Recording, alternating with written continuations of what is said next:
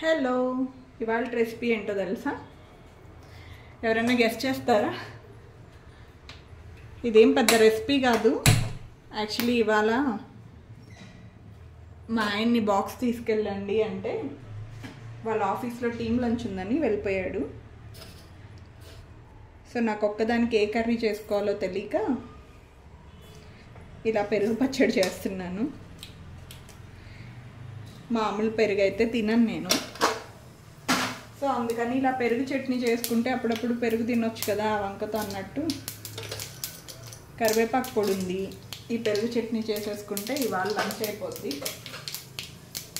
So evening ఫ్రెష్గా ఏదో ఒకటి చేసుకోవచ్చు. ఏమో నేను ఇలా పెరుగు పచ్చడి చేసి పెరుగు పచ్చడి ఆంటీ లాగా ఫేమస్ అయిపోదామని ఈ వీడియో షేర్ చేస్తున్నాను.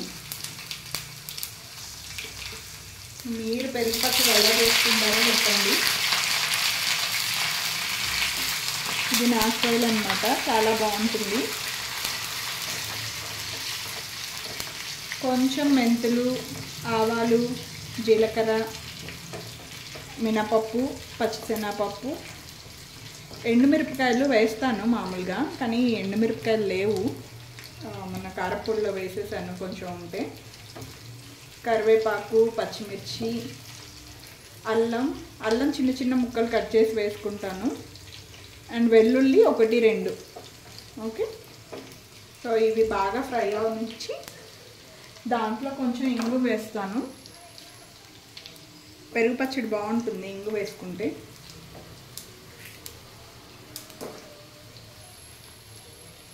ఆ తర్వాత ఆనియన్స్,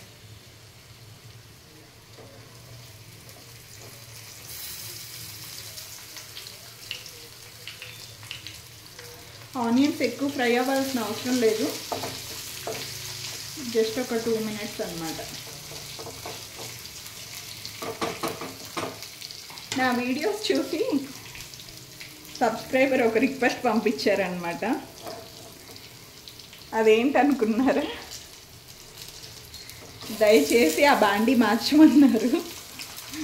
నేను ఏదన్నా ఆయిల్వి చేసేప్పుడు అదే యూస్ చేస్తానన్నమాట. దాంట్లో అయితే స్టాండర్డ్గా ఉంటుంది అండ్ ఆయిల్ చాలా తక్కువ పట్టుద్ది. ఈ బాండీ కూడా చిన్నది, ఆయిల్ తక్కువ పట్టుద్ది, కానీ ఇది ఎక్కువ మూవ్ అవుతూ ఉంటుంది అనమాట. స్టవ్ మీద స్టాండర్డ్గా ఉండదు, అటు ఇటు జారిపోతుంటుంది, ఎక్కడ పైన పడుతుందో అన్నట్టు. ఇది పెద్దగా యూస్ చేయను. మా ఇంట్లో 6 ఉన్నాయి బాండీలు, కానీ నేను మాత్రం అదే యూస్ చేస్తాను. అది యూస్ చేసి అలా అయిపోయింది, అయినా కూడా అదే వాడతాను.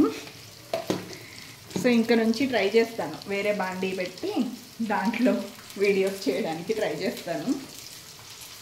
రిక్వెస్ట్ యాక్సెప్టెడ్ అన్నమాట.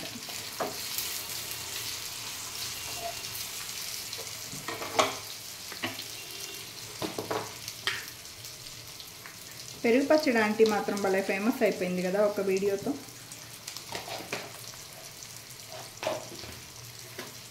మా వైపు మజ్జిగ పులుసు అంటారు, పెరుగు పులుసు అంటారు, పెరుగు చట్నీ అంటారు. మొత్తానికైతే నా స్టైల్లో అయితే ఇలాగే చేసుకుంటాము. ఇది మాత్రం ట్రై చేయండి, చాలా బాగుంటుంది. మెంతులు, ఇంగువ, అల్లం, వెల్లుల్లి, ఎండుమిరపకాయలు, మస్ట్ అండ్ షుడ్ వేసుకొని ట్రై చేయండి. ఫ్లేవర్ అయితే చాలా బాగుంటుంది. అండ్ పసుపు కూడా చాలామంది పెరుగులో కలిపి పెడతారు, బట్ పెరుగులో వేస్తే అదొక పచ్చి వాసన వస్తుంది. సో ఏం చేస్తానంటే ఇందులోనే పోపు వేసినప్పుడు దాంట్లోనే వేసేస్తాను. ఇలా వేస్తే చాలా బాగుంటుంది అన్నమాట, పసుపు వాసన అనేదే తెలీదు. అండ్ కొంతమంది పెరుగుని పోపులో వేసేసిన తర్వాత చాలాసేపు పొయ్యి మీద అలాగే వదిలేస్తారు. పెరుగు వేడవ్వకూడదు, ఎక్కువసేపు వేడైతే బాగుండదు, విరిగిపోయినట్టు పగుళ్ళు వచ్చేస్తాయి. ప్లస్ అది మనకి హెల్త్కి కూడా పెద్ద మంచిదేం కాదు. సో నేనైతే జస్ట్ స్టవ్ ఆఫ్ చేసే ముందు పెరుగు వేసేసి ఒకసారి అలా కలిపేసి ఆఫ్ చేస్తాను. పెరుగు అయితే ఏమంటారు, చాలా మంచి ఫ్లేవర్ యాడ్ అవుద్ది అన్నమాట.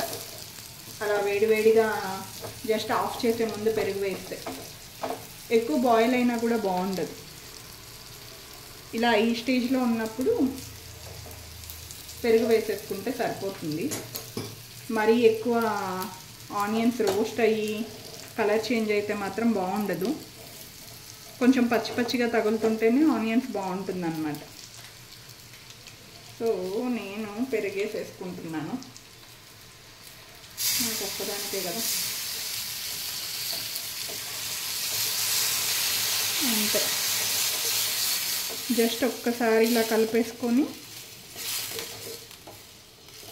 స్టవ్ ఆఫ్ చేస్తున్నాను. అంతే, ఈజీ సింపుల్ పెరుగు పచ్చడి. నేను ఈసారి కెమెరాలో కలర్ ఆప్షన్ చేంజ్ చేస్తాను, ఎందుకంటే మీకు ఎల్లో కలర్లో కనిపించట్లేదు. పైగా ఇదేంటంటే